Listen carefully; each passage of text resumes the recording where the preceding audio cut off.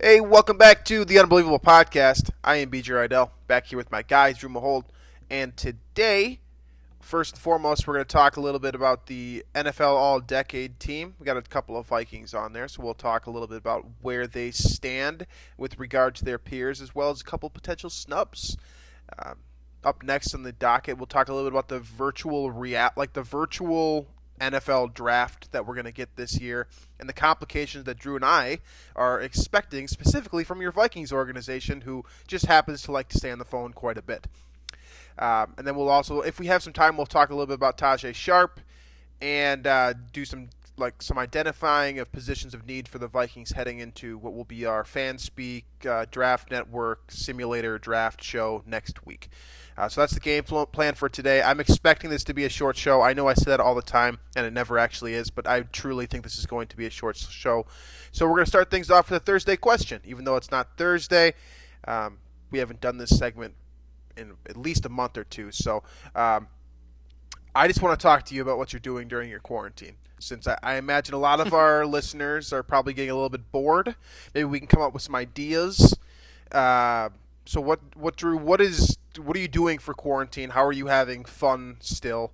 And how is your life adjusted due to this kind of ridiculous situation we got going on here? Admittedly, I'm still playing Fortnite and a lot of it with some of my college friends, my little brothers. Still play that game a lot. I still think it's fun, except for the times where I'm still really bad at the game, and so like usually there's a point in time I don't play every night, but most nights there's a time after like 3 hours of playing where I keep getting destroyed over and over and over, and I'm like, all right, I'm done. But there's that. I'm also going for runs and working out. What are you doing to work out? I'm curious about that. So this morning I actually did this for the second time. Also, besides that, I live probably a mile from I-494, so I just go to the bridge, like across the bridge and back. 494 when I run workout. My formerly football playing roommates introduced this to me. Deck of cards. You draw a card. Let's say it's an 8 push-ups. And then you draw another card. Let's say it's a 10-second break. Draw another card. Okay. So it's like Circle of Death, but like for fitness. Yeah. Did you call it Circle of Death in college, the drinking game where you spread the cards around the beer? Or did you have a different name for that?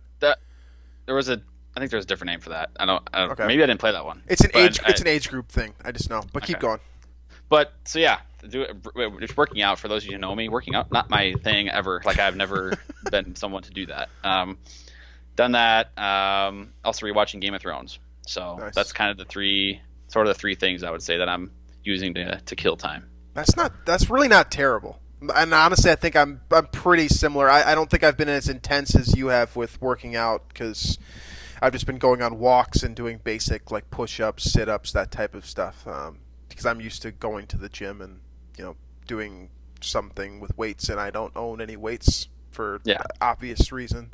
But I'm a big video games guy too, and honestly, like for the last couple of years, I kind of took a step back from playing video games. Just I don't know why, it just kind of inherently happened, and now I've come back and I'm hitting the ground running.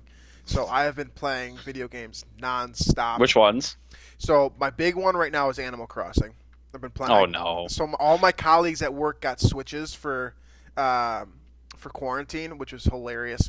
So we've been playing Animal Crossing and Super Smash Bros. And like Mario Kart, Mario Party, all those on the Switch.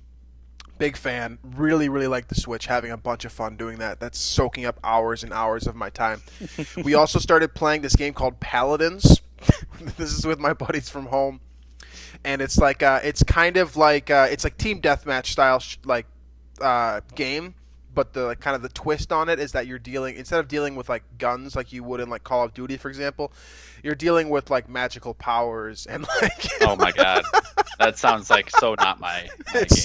It's so funny, and that's how we've been hanging out. So what we've been doing the last couple Friday nights, where just everyone gets a couple bottles of wine, and we just play Paladins all night until you fall asleep. So Wow. that's Nice. so that's been healthy. But yeah, that's been a lot of fun. So I'm a big video games guy. If you want to play video games with me, I encourage that behavior because that's all I'm going to do until this is over. And I'm also not shaving until this is over too, so I might look like a lumberjack by the time this is over.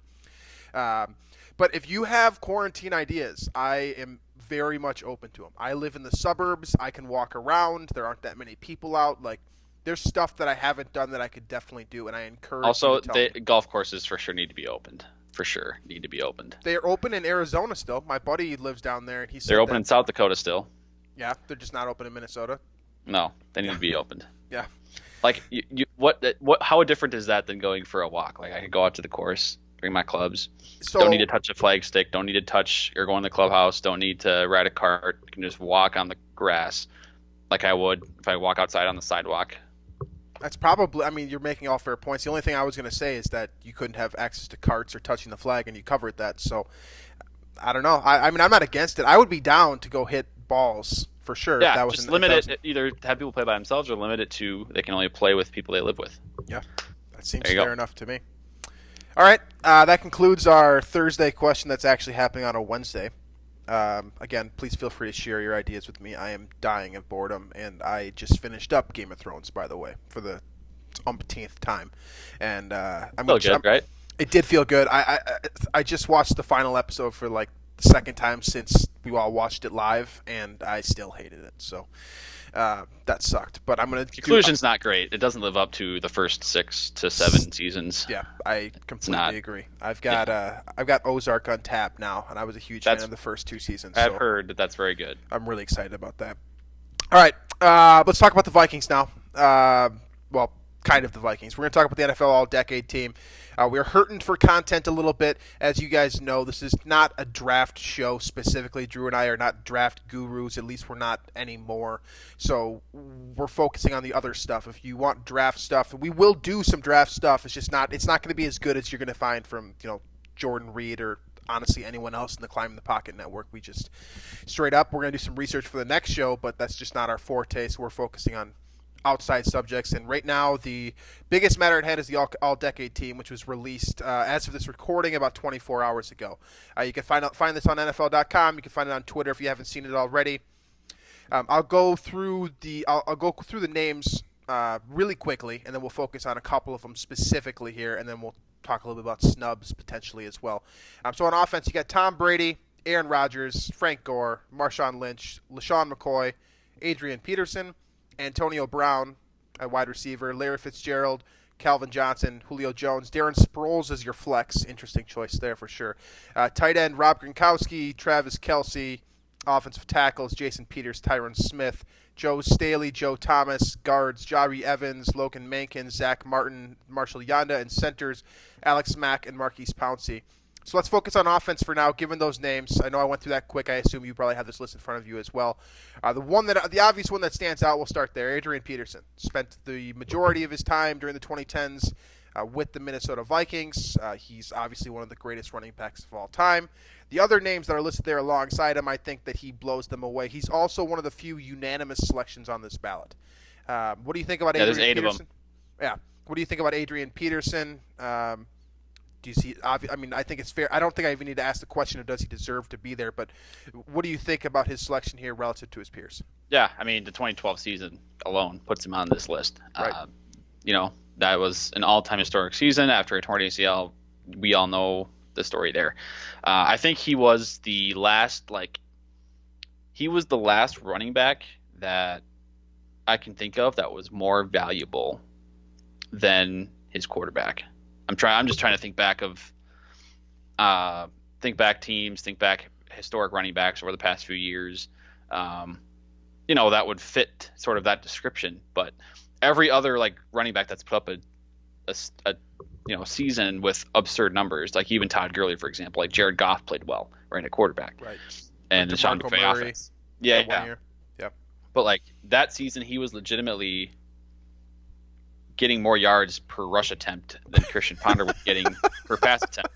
And that's not exaggerated. That is a fact. That is a fact that is, look it up in the statistics. I think at the end of the year, they both averaged 6.0 yards per attempt, whether pass or rush. That's just stupid. And that's 1974 football, and it was in 2012, which is it says a lot about Peterson in that season, but also says a lot about the passing game and the fact that no running back will ever carry a team to the playoffs like that. It doesn't. The position is not designed that way. Football is not designed that way anymore.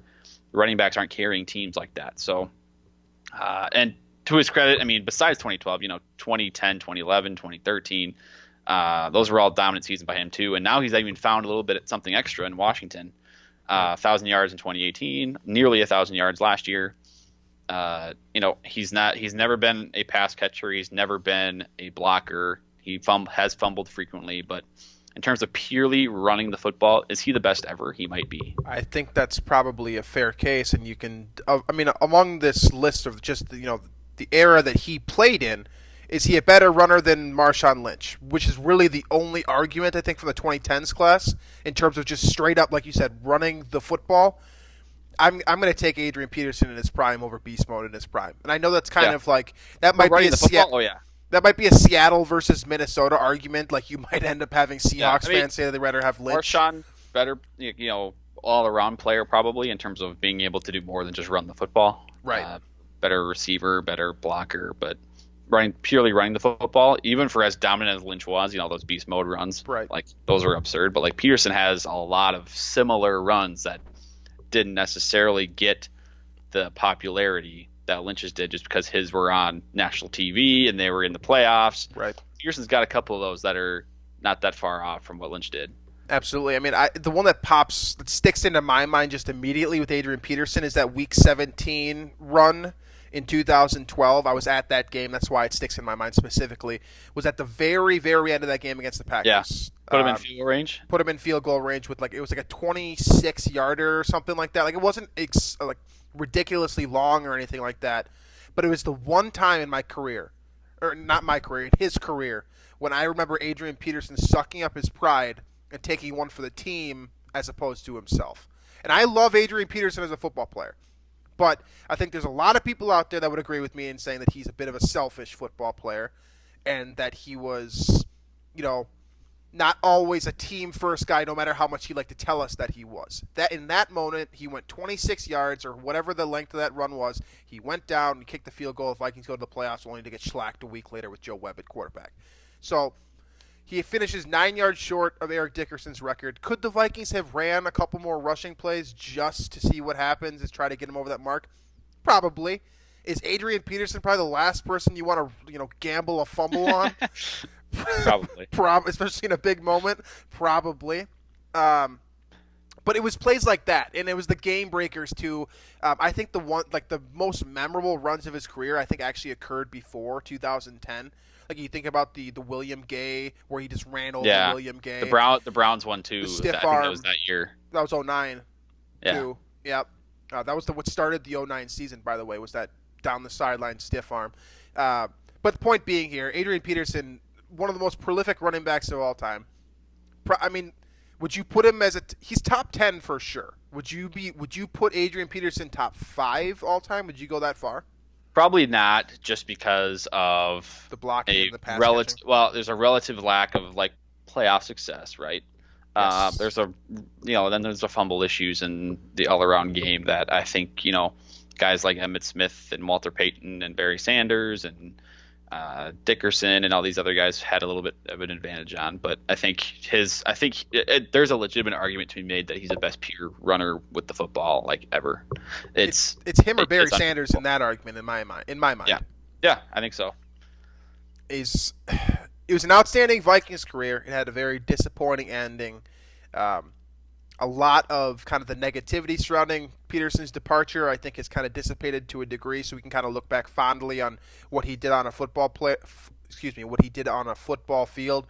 Obviously, I'm sure there are some of you out there listening that still don't take too kindly to the personal elements of his life, but we're in this instance specifically, and generally speaking, I do evaluate the entire human being. This is not a situation where I'm not taking into account his past, but from strictly a football standpoint, he's absolutely deserving of being on this team. He's absolutely deserving of being a unanimous selection, and honestly, had someone not voted Adrian Peterson here, given the list of these other guys that are here, LaShawn McCoy, Marshawn Lynch, and Frank Gore are all great players. and to a degree, a couple of them are really electric players as well. But no one was Adrian Peterson. The only one that was close was Arian Foster for about a year and a half. That was the only one that ever really treaded water on Peterson's ability to break loose, break tackles. But even Foster didn't even do it the way Peterson did. Peterson did it with like athleticism, whereas Foster kind of did it with like finesse and vision, and just did it a different way, which isn't wrong. It's just that they produced it in different ways, I think, because Peterson has generally had less at his like a lesser supporting cast throughout his career with the Vikings, for sure, minus 2009. You think about just kind of the swagger that he did it with too. Like when you saw the arms start pumping, I'm in my head right now. I'm thinking about, and I can't. This is not going to be great for podcast, but in my head, I'm thinking about the run that closed out against the Oakland Raiders. I want to say in like 2014. Yeah, that was the 2015, the Teddy year. Okay, yeah, it was like an 80. He went over 200 yards with that run. Yeah, so that run was about 80 yards long. And this is what I remember about Adrian Peterson and will always remember about him. It's when he'd get out in front, you could see his eyes look up at the video screen so he could get over his shoulder to see how far away these guys were. And the arms would just start pumping, and you'd see the distance go from like 5 to 10 to 15. And it wasn't like he was creating that distance just strictly with his speed. And this is in the middle part of his career, by the way. This is not young and hung Adrian Peterson straight out of Oklahoma. This was like in the middle of his career. He was blowing guys out of the water just so he could high step into the end zone because he loved doing that, and then he'd fall to his knees and do his religious thing. But yes, so Adrian Peterson absolutely deserving, no doubt about that. The Vikings did not have any defensive players. They did have one special teamer, which I'll get to. Defensive players, just for your reference: Calais Campbell, Cameron Jordan, Julius Peppers, J.J. Watt are your defensive ends. Defensive tackles: Geno Atkins, Fletcher Cox, Aaron Donald, and Ndamukong Suh. Linebackers: Chandler Jones. The one fail, by the way, by Bill Belichick to try to get rid of a guy too early as opposed to too late. Chandler Jones. Luke Kuechly, Khalil Mack, Von Miller, Bobby Wagner, Patrick Willis. I'm glad that he got some love as your linebackers. Cornerbacks: Patrick Peterson, Darrell Revis, Richard Sherman. Also a great list. Safeties: Eric Berry, Earl Thomas, Eric Weddle, and then defensive backs, aka your flexes for defenses: Chris Harris and Tyrann Mathieu are your defensive backs. So we'll circle back to the offense for this. We should have done this before, but defense, I feel like the Vikings have at least an argument for a couple of snubs here. So we look at this list here, and I got two in mind. I think one is just egregious, but I think there's another that deserves consideration. Right. Okay. So we've got the defensive ends here, and obviously they don't care about 4-3 versus 3-4. So this really isn't a fair list. Defensive ends that come to mind. I mean, there's a couple on there. I think they got this one right for defensive ends specifically. I'm thinking in terms of Vikings. Right. If Everson Griffin had been given a chance to start earlier, right? Because he was a rotational player for the first 3-4 years of his career. So, with Jared Allen there, if he had been given that chance, he'd certainly be on this team. Because from 2014 on, he's been consistently a top 5-10 pass rusher in football. So that longevity and that consistency over 6 years that he's played. As you say that, does Jared Allen actually merit consideration here, though? Probably. I mean, so 2010, his 2014. His 22 sack year was in 2011. Yeah. He also had in 2010, 2012, 2013, he had a combined total of over 33 sacks. So I know that Chicago and Carolina didn't work out well. Or two, if he plays an extra season or two, after his Minnesota tenure, or I guess he went to Carolina then Chicago, right, or vice versa. If he plays one of those years, an extra season, puts up 6-7 sacks, he probably could get on that list. Because that 2011 season, when you think about it, going 3-13 when your team is literally always trailing and the opposing team is running the ball all the time, and he still got 22 sacks. Right. That, there's an argument to be made that's the most prolific sack season ever, given the circumstances. Right. So that's that's a good point. I didn't even think about Jared Allen, but just Everson Griffin played half the time.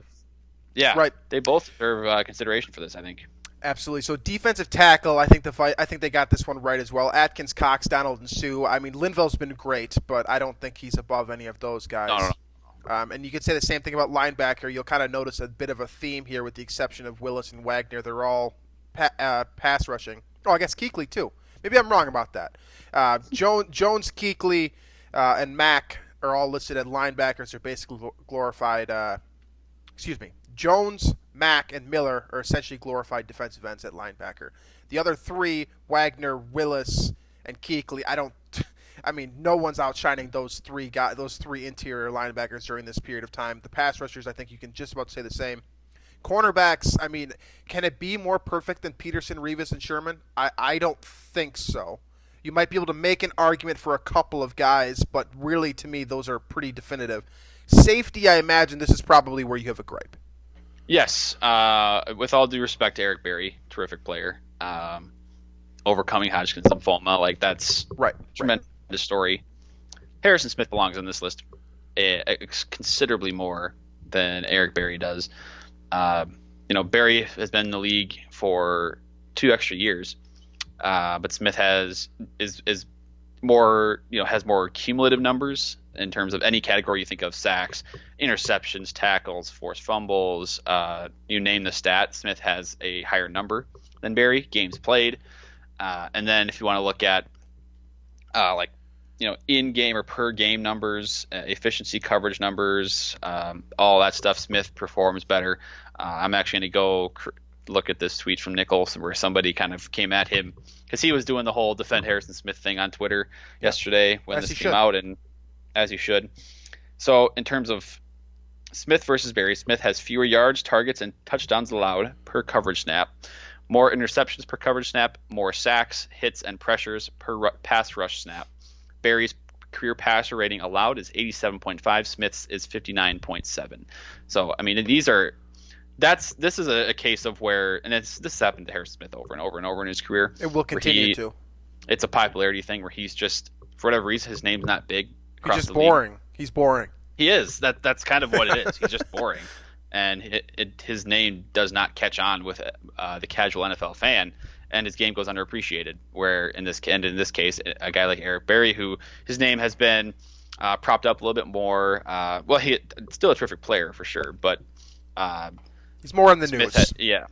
More in the news. Obviously, the Hodgkin's lymphoma thing as well is tremendous, but I think that kind of could have played into this a little bit in giving him the spot over Harrison Smith. So that's my take. Harrison Smith belongs on this list. 8 years of essentially elite safety performance, which you won't find that in many positions on this list where a guy has been elite almost the entire decade, and Harrison Smith has been that. I can't say it better than you just did, so I'm going to leave the Harrison Smith analysis at that. I side with everything you just said. He's the best safety that the Vikings may ever see, and we're not talking just 2010s. I'm talking period. We might never get to see a player of this caliber ever again. And I know some of you are, some of our older audience members are, or I should say more, you've been watching the Vikings for many years. Might be, poking at Paul Krause immediately. Just be like, oh no, he was better than Harrison Smith. Well, you might be right. I mean, there's a reason why he has all those. I've watched very little of Paul Krause. Right. I've watched very little. I have watched very little of him as well. I have no say in it other than the objective statistics. That's all I can look at because I didn't watch game after game like many of you guys did. But from my perspective, you can't find better than Harrison Smith. Like, no matter how great, think of the great safeties. Honest to God, I think Harrison Smith can do all these things as well or better. I mean, he's the Vikings version of Charles Woodson, right? Where he's literally been there front to back through thick and thin, doing every little thing wherever he's needed, whether he has to play free, whether he has to play man, whether he has to come up in the box, whether he's coming off the line of scrimmage. He literally does everything at the position. That's something that Errol Thomas can't say, and that's something that Eric Weddle can't say from this list alone. The only guy on this list here for the 2010s team that even encroaches on Harrison Smith's versatility at the position is Tyrann Mathieu. Period. So from that fact alone and the fact that he's played at such a high level, I know not everybody's a huge PFF person, but the PFF has to be throwing a fit over Harrison Smith not being on this list because he's in their blue tier every single year, no matter what. So put Harrison Smith on the list, get it right, please. Just for once, recognize the guy. Period. Well, and I'll come back to offensive guys in a second here. Let's just talk a little bit about Cordero Patterson because he is listed as among the specialists here. That list is pretty obvious. I have no gripes whatsoever. Hecker, Leckler are your punters. Goskowski, Tucker are your kickers. And your punt... this one's kind of weird. Tyreek Hill, that punt returner, is a little bit interesting, but, whatever. Darren Sproles, a punt returner, and then your two kick returners, Devin Hester and Cordero Patterson. In my opinion, the two best kick returners of our generation. The weird thing there is Devin Hester, a kick returner. He's better punt returner. Right. Now, I don't know the numbers on Devin Hester in the 2010 specifically as kick return versus punt return, but it's pretty well known that he is a punt return. Like, the punt return is where he made his name. I think he has maybe a few kick return touchdowns, but he has three significantly more. That's all he has. Excuse me, five kick returns. Sorry, I missed a whole year. My bad. He had two of them that year. Yeah, five for Hester. Okay, so that even furthers the point I was going to make is that I think Cordero Patterson is the greatest kick returner of all time in terms of pure kick returns, right? Because a return man in general, Devin Hester, for sure. Like, there's no doubt about that. From a kick return, from a purely kick return perspective, I think Cordero Patterson is the best of all time. Your thoughts? I have no disagreement. So I obviously knew that Devin Hester had a lot of return touchdowns. I didn't know that the spread was this definitive one way or the other. 14 punt return touchdowns against 5 kick return touchdowns. So you may have a real point there. And for those out there who have a gripe with Tyreek Hill listed as a punt returner, I mean, he's been in the league for, 3 years? 4 years? Does he even have enough time accumulated to be part of this team? Whatever. That's an argument for another day. It's probably an argument for a completely different podcast. But when you think about Patterson versus Hester, they did the same thing, right? They were electric, explosive players that were a touchdown away every time they touched the ball in the return game.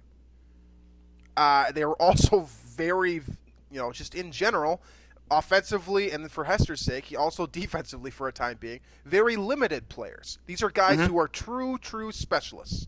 And, when it's all said and done and they eliminate punts and kick returns from the game at probably 20 years from now, these guys will be mostly forgotten. But as it stands today, there is no doubt in my mind that Cordero Patterson is, at the very least, arguably the best kick returner of all time. But I can't think of another guy who I'd rather have back there. It's Hester or Patterson.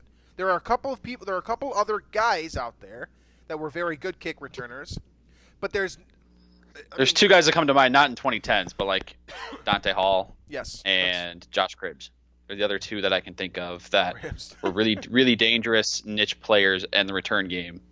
They're.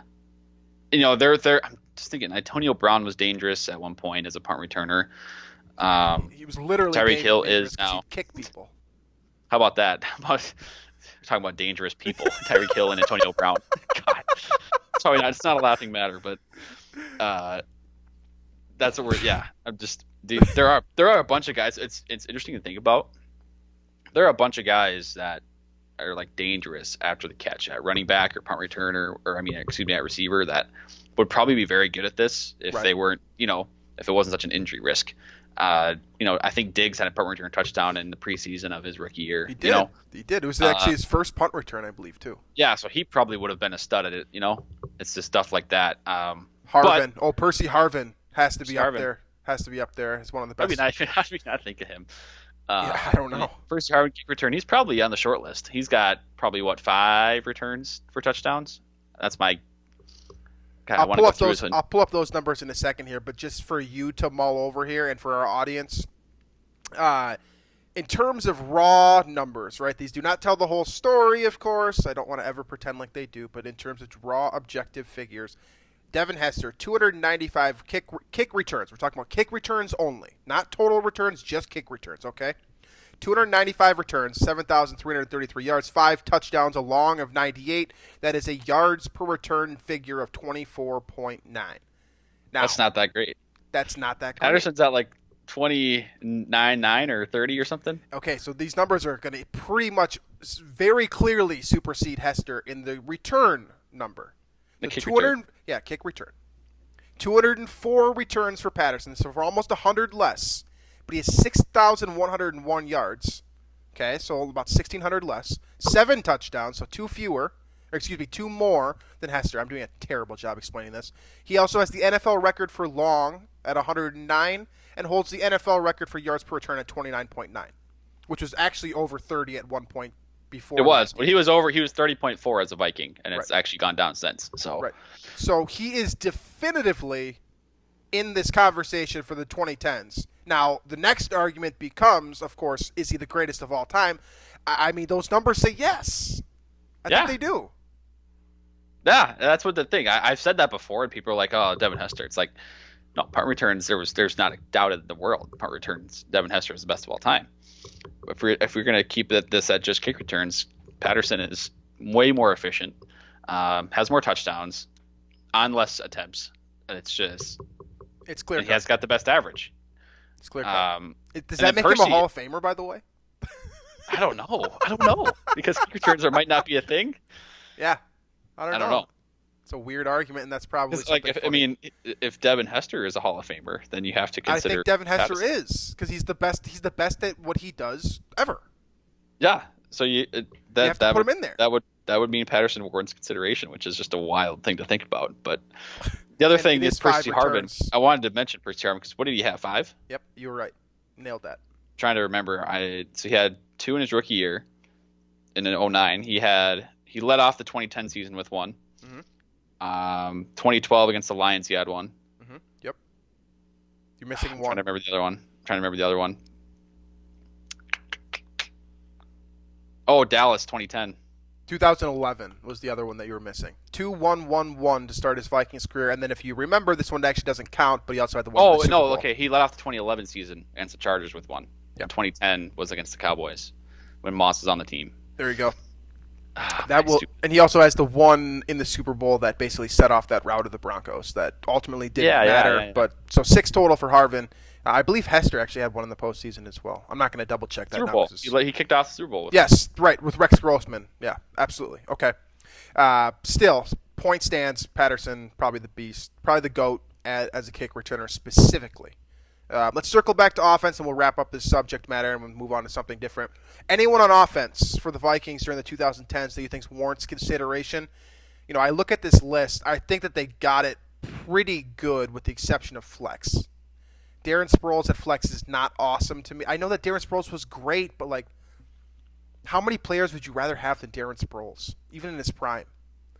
This is interesting because it seems like with the defensive back position and the flex position, they're kind of limiting the player pool to guys that played unique positions. So like a defensive back, they have slot cornerback Chris Harris, and they have Tyrann Mathieu who played everywhere. Right. So that's kind of limiting the guys that, you know, like Revis and Sherman played just cornerback, or the guys that played just free safety like Earl Thomas. And then you have, you know, this flex position. Yeah, you pick Sproles, and that's a guy who has lined up everywhere, catching a lot of passes, also running the ball. Like it seems like you're limiting them. Which, if you think about it, like Percy Harvin, if he had played, you know, a few more years, that's the guy, right? The first 8-ish games of 2012, like Percy Harvin was an MVP candidate. Remember the Percy Harvin offense, where it's literally just him getting the ball? Yeah, that's what it was, because Peterson was still getting a slow recovery off the ACL, and Percy was dominant that first half of 2012 before the headaches and the Achilles or the ankle or whatever it was that kept him off the rest of the year. Right. But in terms of it, I don't know if you have any other options or ideas for like a flex player. Like Not really. It depends on what the definition of flex, because if a flex is any running back or receiver, that's one thing. Like you could put in, I don't know, Odell Beckham. Is he on that list? I don't think he's on there. He's not. It's like there's one. I don't know. But I mean, you look at the performance. So like quarterback for Vikings specifically, quarterback not even in the conversation. We don't even need to give a joke. Running back, they got our guy. Wide receiver, Brown, Fitz, Calvin Johnson, and Julio. I mean, hard to argue with that. No, there's nobody else. That's good. That's it. Tight end, Gronkowski, clearly the best tight end probably of all time. In my opinion, the best of all time. And then tight end, and the other one is Travis Kelce. Vikings don't really have, I mean, Rudolph isn't on their level. Let's just be real here. He's not. offensive linemen, it's been a problem since basically 2010. So not really in the conversation there. No. I think you're right. Flex is really the only option here where we could find a way to get another Viking involved. And conveniently, that is the spot that Sproles occupies, which is not the strongest thing. I think Percy Harvin probably is the best.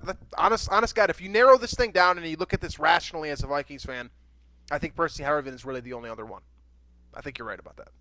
Yeah, I still don't. I still wouldn't put him in over Sproles, just because Sproles did it for longer and Right. was more productive in terms of total production. In more seasons, more games, that type of thing. But if Percy had played an extra season or two, like he's his peak much higher than Sproles' peak. Absolutely. In terms of literal height, but also production. Excellent. I completely agree. Harvin basically just quit playing football after he won a Super Bowl. That's basically how that kind of went down. You remember, he went to the Jets and then Buffalo, and he was technically on the Bills. You still draft him on your fantasy team, but he wasn't actually playing. He didn't care. But he was prolific in Minnesota. Great 1, 2, 3, 4-year run with the Vikings. Outstanding player. With that being said, if you have any notable snubs that you believe we're missing, feel free to leave that in the comment section below, and we'll jump into something else here. Let's talk about Tajae Sharpe real quick, and we'll save the draft stuff for next week in its entirety. So, Tajae Sharpe, we didn't talk about him last week when the Vikings signed him. Do you remember what the deal was? It was 1 year. 1 mil. I mean, 1 point. It wasn't a lot. It was nearly the vet minimum. Right. Okay. So Vikings get a guy, excuse me, on essentially a veteran minimum contract. This is interesting because I think you guys have probably heard enough analysis about Tajae Sharpe himself, the player, and you're probably sick of hearing about him at this point. But, I mean, this is a quality player. This is not going to be a game-breaking player by any means, but to slide in on this wide receiver depth chart that we already knew needed a lot of help via the draft this year and is still going to get plenty of help, how do you feel about this guy just throwing him in there as potentially being your number 2? Heading into opening day, because that's honestly, knowing Mike Zimmer, that's probably what we're gonna get. I think he's a really, really good number 3, and I'd say that. I mean, I mean to say that in like a good way, right? Like a positive way. I'm not trying to knock the guy, but he did rip up the Vikings in his first game, I believe, in 2016, 86 yards as a rookie. He's like kind of a prototypical possession receiver. He catches nearly everything thrown his way. He's not a super fast guy, but he's pretty reliable, and I think that's something that is valuable. And I think now that really to complete the core, the receiving core, you just got to find that guy that's an elite athlete, kind of like a game breaking type like Diggs that can beat you deep. And I think if you find that guy, Sharpe can be a very good number 3 with Thielen there. So I like the addition in that perspective. I just think now you have to get that burner, game breaker, like big play type of receiver to complement both Thielen and Sharpe, who are primarily guys that are going to move the chains on third down, possession type guys. Right. And I kind of agree with that. I think that Sharpe might just be a younger variation of Jarius Wright to a degree. A little bit bigger as well. Younger and taller. Yeah, he's not gonna like Drew said. He's not gonna blow anyone away with his speed or athleticism, but he's extremely fundamentally sound. And what's interesting about Sharpe, and I'm sure you've heard this from other sources, but he's from UMass, which just makes him inherently the type of guy that you want to root for, considering the fact that he made something out of himself, becoming a 5th-round pick out of basically a nothing football school, is impressive in itself. And I remember looking at him in 2016, back when I was more draft oriented with the content that I was creating, and I really liked the player then, and I still do. I understand the gripe that, like, I will go to bat for Tajae Sharpe in that signing all day long because I really like the move, given what the Vikings need. Right, they needed someone to come in and fill the void left by Stephon Diggs in some capacity. That means a veteran presence, a guy that's going to catch the ball, and a guy that is going to play opposite Adam Thielen and command coverage. I'm not saying double coverage. I'm saying command coverage, period. so that you can open up Adam Thielen a little bit more.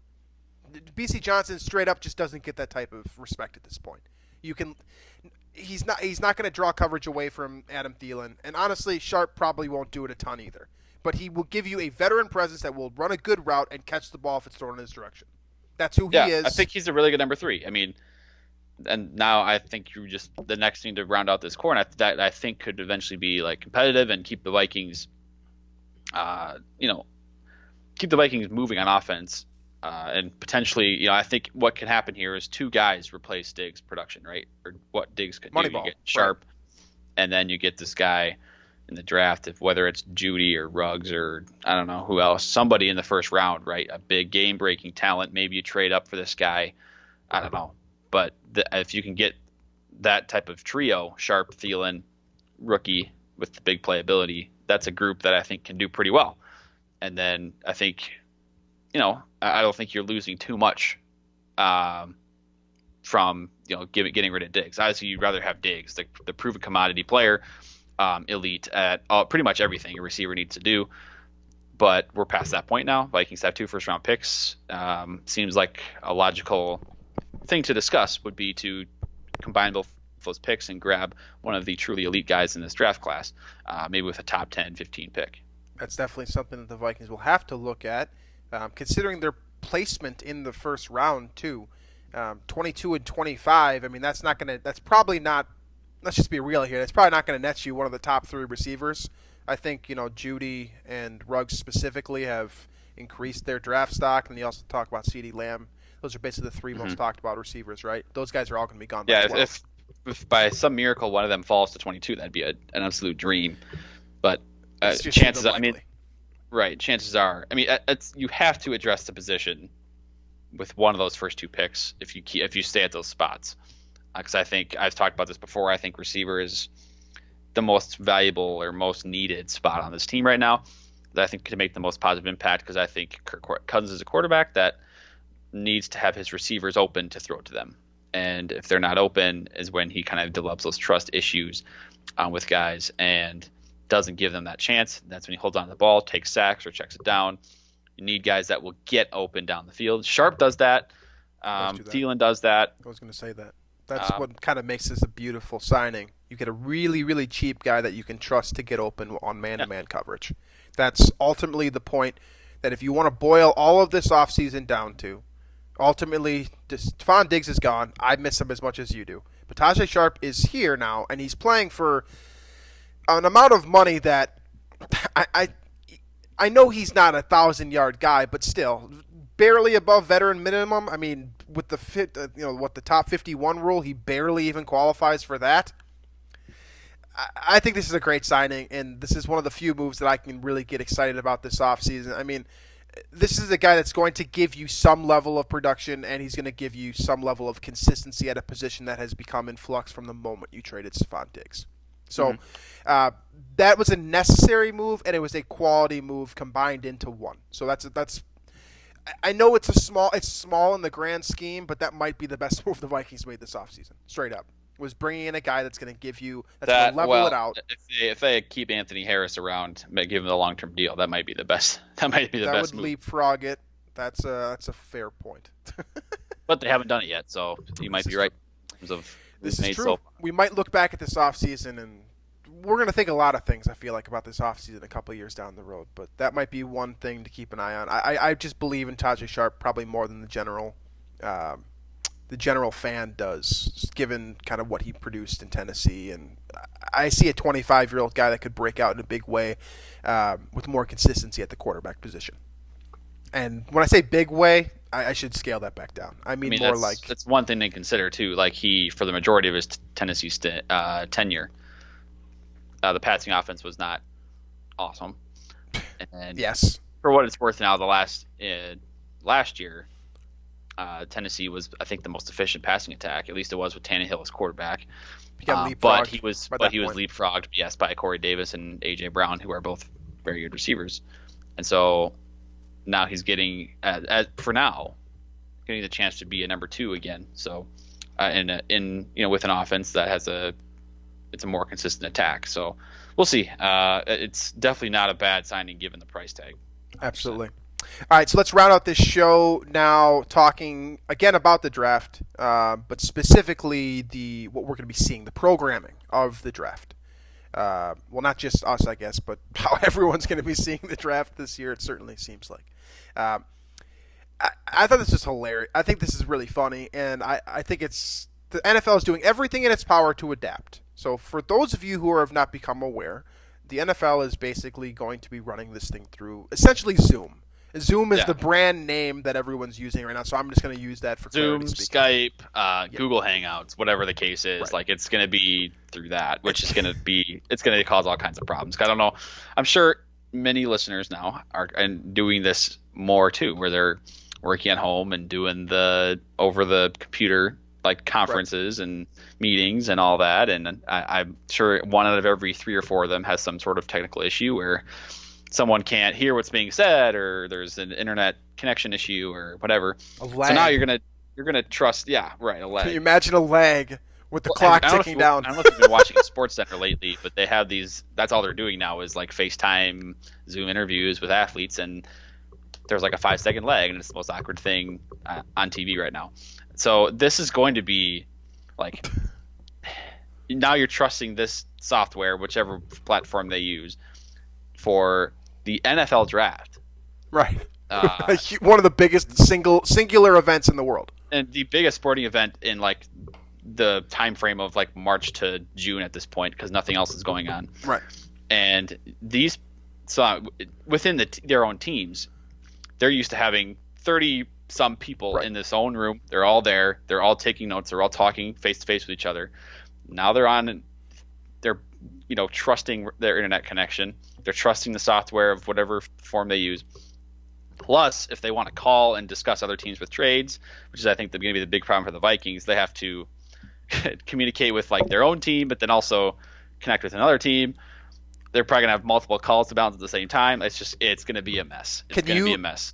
So we know as a fact that John Schneider and Rick Spielman love to communicate during the draft. We've seen this We've seen this objectively speaking because trades have gone through. We've also heard, from media articles, etc., that they're, friendly. They're. I don't want to say they're friends because I don't know, but like they touch base regularly. Can you just imagine Spielman and Schneider like on a Zoom, like a one-on-one conference call, like, hold on one sec, John, I gotta mute you real quick. I gotta confer with my team. Like that's what's gonna happen. That's what they have to do. Oh, it's gonna be hilarious. It's gonna be absolutely ridiculous. Well, think about the other thing too. So, how many years in a row now has Roger Goodell walked on stage and been booed to start the draft? Now, what is he gonna like? Is he gonna be in his home, like in a t-shirt? I don't. Who knows what? Does he ever not wear a suit? Honest to God, I feel like the guy sleeps in a suit. Well, that's what. Yeah, maybe I don't know. We'll see. But like everybody's, it's going to be. I don't know, because now they're going to have to get like ESPN's going to have their show and NFL Network. They're going to have their. I'm excited to see what they do. They're going to. Every single person's going to be in their own space. Plus, now I don't know if you saw the rumors or the concerns about teams hacking other teams with their Zoom calls and stuff. Like there are NFL officials that are afraid of other teams hacking their calls to get it like info, which if you think about it, like any like smart computer anyone computer can do this. Person can do this. Right. So it's like people keep pointing at the Patriots because of course it should be hilarious if there's some sort of controversy about that, but there's just so many scenarios that could come to life here. Like the Vikings in like 2003 that Kevin ran out Williams. of time and actually got Kevin Williams out of it, but it seems like it's inevitable that there's going to be multiple teams that run out of time and don't get a pick in, and then what is the NFL going to do? Like they just don't like what if your internet just stops working? Like what do you do? Blame Comcast? I don't know. Like I'm just imagining like, dude, one lag, we have lags on the show. You guys hear them sometimes. One lag might cost someone millions of dollars. Yeah. Can you just imagine that? Like we're talking like the difference in like pick number 32 and pick number 1 of the next round is millions of dollars. Okay, if someone lags and then it gets jumped by another team, that team's going to pick a different player theoretically, and the player that was going to be drafted in the first round ultimately ends up getting a 4-year deal instead of a 5-year deal, Right. and we're talking about a $5 or $10 million swing. Like this And is it doesn't this even is need to be ridiculous. that like concrete either. It could be something where like, you know, maybe the Vikings want to reach out to the I don't know, The Jets. Raiders or something, or Jets about some trade in the first round, but the Zoom doesn't work, and so they can't connect with them. Trade doesn't happen. Vikings don't get that receiver at 9th overall, like CeeDee Lamb or somebody that they really wanted to make happen. Like things like that. We don't know how many of those connections, those calls, those FaceTimes or whatever the term is for all these different softwares. How many of those are going to fail and how many of those aren't going to work? Like there's going to be some problems. There's going to be some problems, and then they're going to have probably reactions and interviews with like the players at their homes, and those are going to be even more awkward than usual. Yeah. The one thing that I will say though is the one thing that sucks from a viewer standpoint. I think this is going to be a ton of fun. Like it's going to be hilarious to watch these super billionaires try to manage a situation where even money can't buy them a better bandwidth. But it can to a degree. But you see my point. Is I feel bad for the players that don't get to walk up onto the stage. Yeah, and that's true. That part kind of sucks because I know that there's a lot of guys that think back and it's an immortalizing moment where you're one of the few people to walk up on stage to be drafted. So that part sucks. But from our standpoint, from a programming standpoint, this is it's going to be entertaining. Electric. It's going to be be so great. much fun. So much fun. So drink every time there's an awkward lag. We might not make it to second round. All right, folks. That is, I believe that wraps up the show for today. I don't think I'm missing anything else. Like I said, we'll get into specifically the draft next week. Drew and I will do a fan speak draft network simulator thing, and we'll go through pick by pick for the Vikings and decide which players seem to make the most sense based on, again, our somewhat limited knowledge. We're not claiming to be draft experts. We're claiming to be people that understand the Vikings and will try to put people in the right place for the team. That's the game plan for next week. And yeah, if you want any other draft coverage, again, the Climb of the Pocket Network guys do a great job.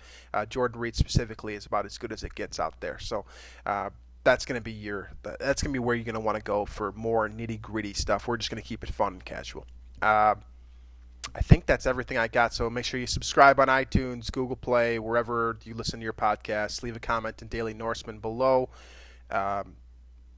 Yeah, I think that's I don't need to say anything else. That's good. So thanks for listening to the show today, and we will catch you guys next week.